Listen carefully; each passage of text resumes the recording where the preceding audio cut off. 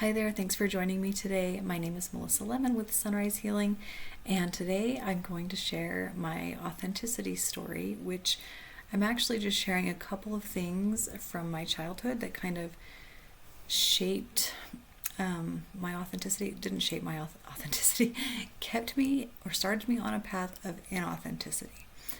So that was confusing to put into words. It's hard to put into words for some reason. It's where I began to lose my authenticity. And it's interesting to think about that. In my video tomorrow, I'm going to share some things about how you can start to figure out, where did I start losing my authenticity? When did I get on this path or on this journey or in these patterns of not being authentic? And so come back tomorrow because I'm going to have some journal prompts and some ideas for you to help start figuring that out. So the first thing that came up for me was birth order. So I've always thought birth order was really fascinating. I remember when I first started taking psychology in as early as high school, I was like, oh, this is fascinating, this birth order stuff. There really is something to birth order. Our birth order really does affect us. It really does impact our lives, and it can impact our entire lives if we don't recognize it and deal with maybe the problems it caused us, where it brought us, or the challenges that it presented to us. And so something to think about. Maybe I'll talk more about that tomorrow.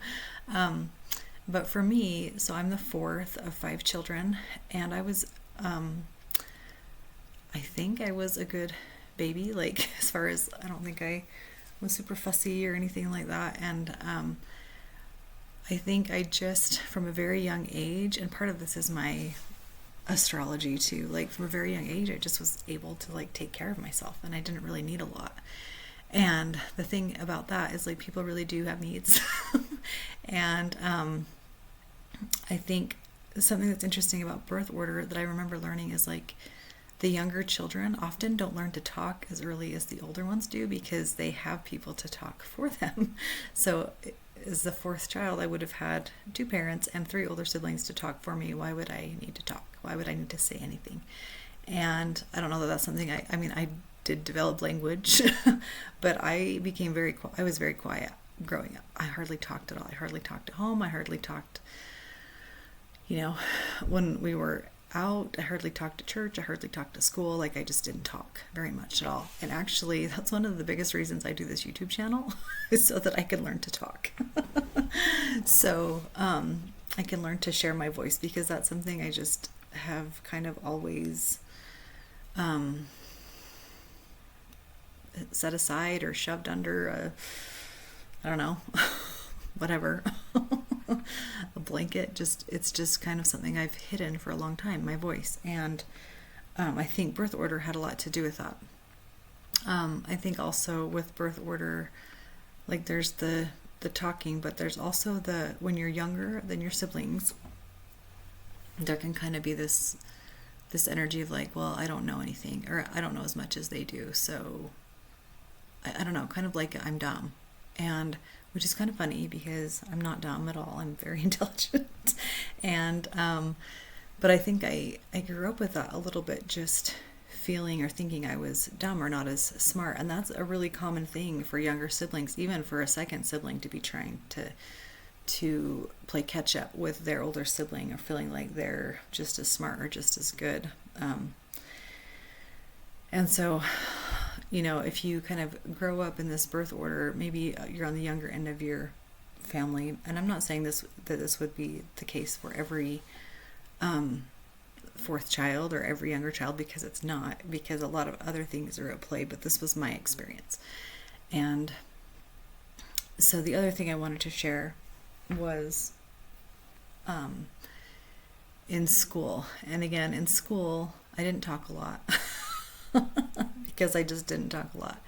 And I really wanted to do well. I really wanted to be noticed and praised and acknowledged, I think, for anything.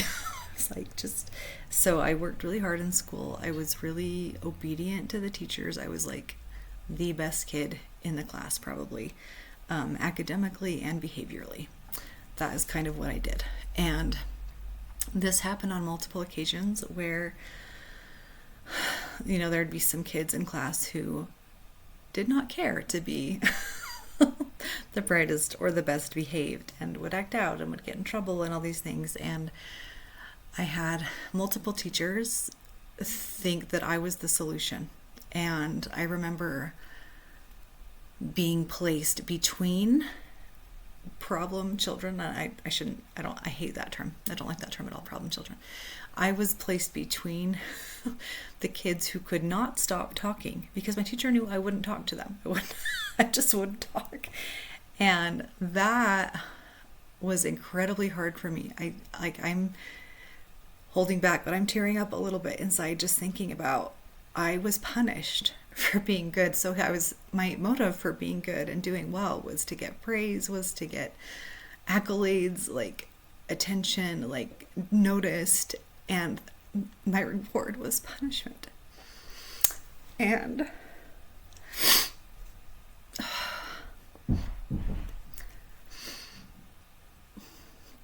the result was not that I, began to act out or I began to ask for attention in different ways. The result of that was that I shut down further.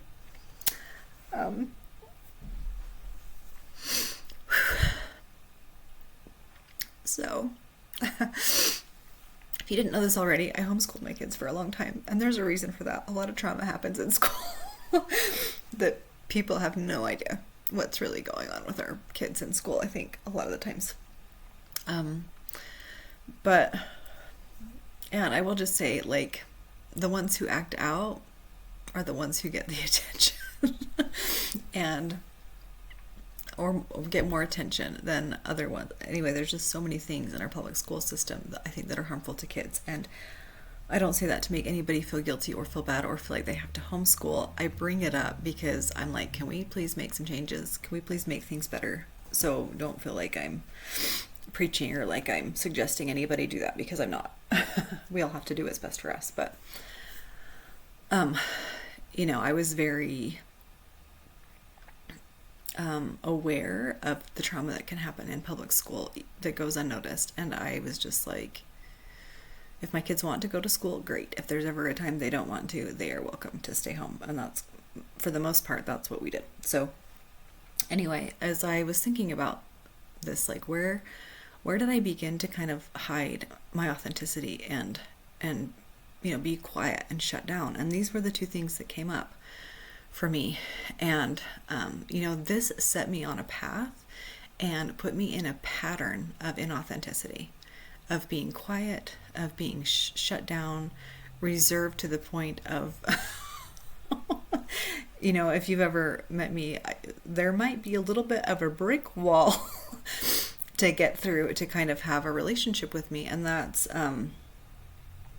that's kind of my reality and something I'm still working on. But it was really good for me to go back and to think about these things and to realize that. And now, once we become aware, that's when the healing starts. That's when the sun shines down on us and we can begin to heal those places that need to be healed and shed light in those dark places. And that's what I hope that you're going to do for you. That's definitely what I'm working on and doing for myself, because we're worth it. We deserve to be healed. We deserve to have a voice. Every voice matters. Every person matters. Every experience you've ever had that has shaped your life for good or for bad matters. And we can heal from all of it. So that's the amazing thing. That's the miracle. God is so good. He wants us to heal. He wants me to heal. He wants you to heal. He loves me. He loves my teachers who did that to me. And I love them too. I actually really loved my elementary school teachers. But, I think it's just interesting. And I think it's important that we take the time to recognize where did we get into this pattern of being inauthentic.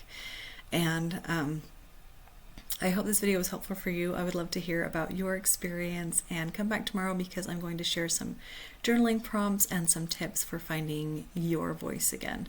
And we'll see you tomorrow. Bye.